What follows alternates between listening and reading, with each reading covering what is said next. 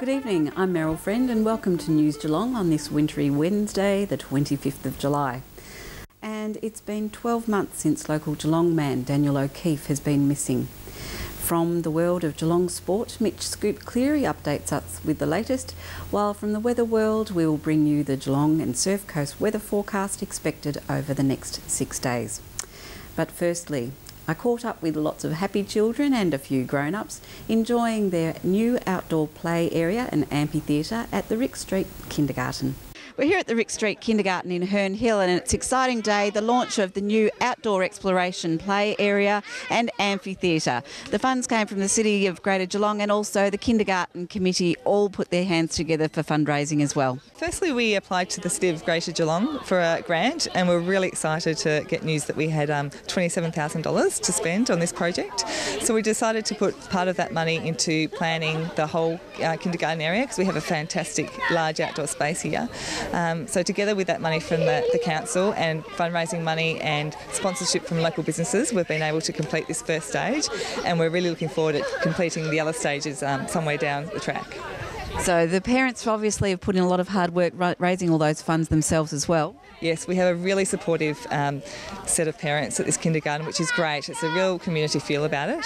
A lot of the fundraising things we do are within the kinder and also outside the kinder. So we do sausage sizzles and that sort of thing at Bunnings and other locations. And that's a great way to get money outside of the kinder families. And families are really keen to support those. And it's a really nice thing to do together as well. And it'll be here for generations on. Yeah, it will. And hopefully it's something that we can build on and complete the other stages in the future. And, you know, it's something that, a bit of a legacy, I guess, that we can leave. My favourite part is playing on the bridge and playing all the other games. All right. What about you, Sam? My favourite bit is the water and over there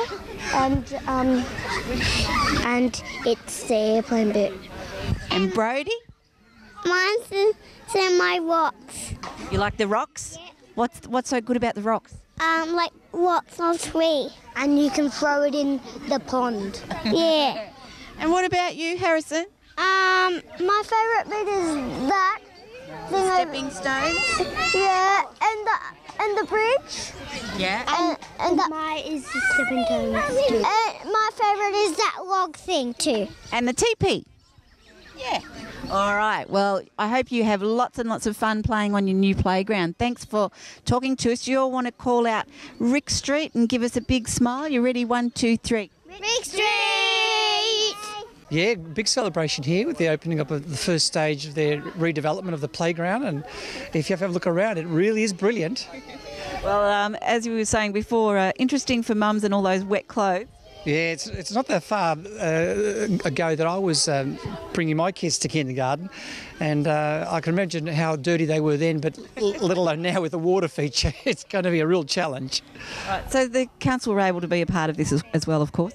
Yes, that's right. The kindergarten approached me last year when they were developing their master plan to see if council could give them some financial assistance. And of course, I couldn't think of a better use of council funds than the kindergarten because, you know, it really is the future generation. So that's what you like to provide for as a councillor.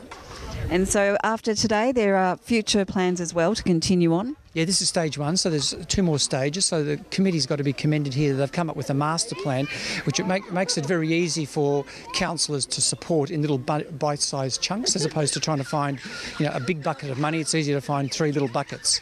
From the Rick Street Kindergarten, Meryl Friend, News Geelong. Last year, you may remember missing signposts all over the city of Greater Geelong. 12 months later, and the family and friends of local Geelong man Daniel O'Keefe are still yet to locate him. Graham Rawlins spoke with Daniel's sister Lauren, who is working full-time in search of her brother. July 15, 2011, Daniel James O'Keefe went missing from his parents' home in Highton in Geelong, and joining us, his sister Lauren, who's continuing to try and find where her brother is. Yes, indeed. And at the present time, been missing for over 12 months, but you've taken on the cause to find your brother, and you've had at least one positive sighting of him since he's left home. That's right. It has been just over 12 months since Dan went missing. And when Dan left home, he left his personal belongings home, but He also was a young in full flight, fully fit physically, didn't smoke, didn't drink, had everything going in his favour. That's right. On paper, life was perfect for Daniel, but unfortunately he was battling depression and anxiety prior to his disappearance. So when Dan left, he didn't take any identification or money, personal belongings, or his medication. So, on behalf of the family, have taken on the charge of virtually full time since that to be able to try and find where Daniel is. Absolutely. This is all-consuming. This is my full-time job. I need to find Daniel. So, you know, the social media campaign has been hugely successful. It allows us to communicate with the greater public, and we are so heavily reliant on people power. That's what's gotten us this far. So we do need to continue to urge the public to look out for Dan and help us in our search of him. And as we speak, even your mother is currently up driving around North Queensland. That's right. There were a few recent sightings or possible sightings of Daniel around Queensland. So Mum flew up there on Monday and has been driving around Queensland trying to track him down and just to decipher whether or not in fact it was Daniel. And the photographs and the social media are highlighted by the fact that you have got a number of significant websites that people can look at, recognise and try to see if we can have Dan come home. Yes, it is imperative that the public know what Dan looks like. So we've got the dancomehome.com website, but also the Facebook page, which has been hugely beneficial to our campaign. There's a Twitter account, a Flickr account where people can download high-resolution posters to display either in their car windows or in their office around the community, just to sort of broaden the awareness.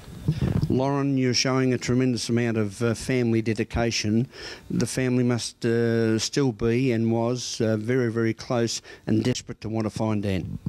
All we need to know is that it's safe. So I am doing everything in my power to find that out. So I will not stop until I know that Dan's okay. A former student of St Joseph's College, then went on to his own business. That's right. Dan was the Pan-Pacific champion for Brazilian Jiu-Jitsu in 2010. He opened his own mixed martial arts academy in 2011, just before he went missing. So talented all round. Whatever he tried, he was always exceptional at. So he's an all-rounder. And a strikingly good-looking young man, and we hope, although you say the recent sighting that was seen did see him in somewhat of a thinner and stubble-faced appearance. It's important to keep in mind that Dan may look different to the pictures that we're trying to get the public to familiarise themselves with. Daniel had lost a significant amount of weight when he was sighted in Ipswich late last year, so it's really important to bear that in mind. And of course, people will be able to look at this interview on from News Geelong on YouTube when it's uploaded each week, which will be another, hopefully, method of being able to get it Australia-wide. Yes, and that's the goal. Like I said, Dan could be anywhere in Australia now, so we need to implore the public to continue the spread of awareness of Dan.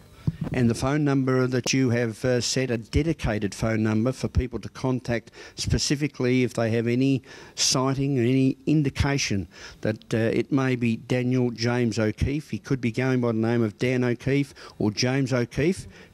Give us the number. It's 0478 661 092, but we also have a Gmail address, an email address, which is dancomehome@gmail.com, and all of the methods of communication are available on the website and the Facebook page, which is facebook.com/dancomehome. Thank you, Graham. And if you have any information in regards to the whereabouts of Daniel O'Keefe, there is a dedicated phone number you can call on 0478 661 092. You can Gmail dancomehome@gmail.com or facebook.com/dancomehome. As we go to a break on this midweek edition of News Geelong, don't forget you can Twitter us on our Twitter account @NewsGeelong31 or go to www.facebook.com/NewsGeelong31 with your thoughts and comments.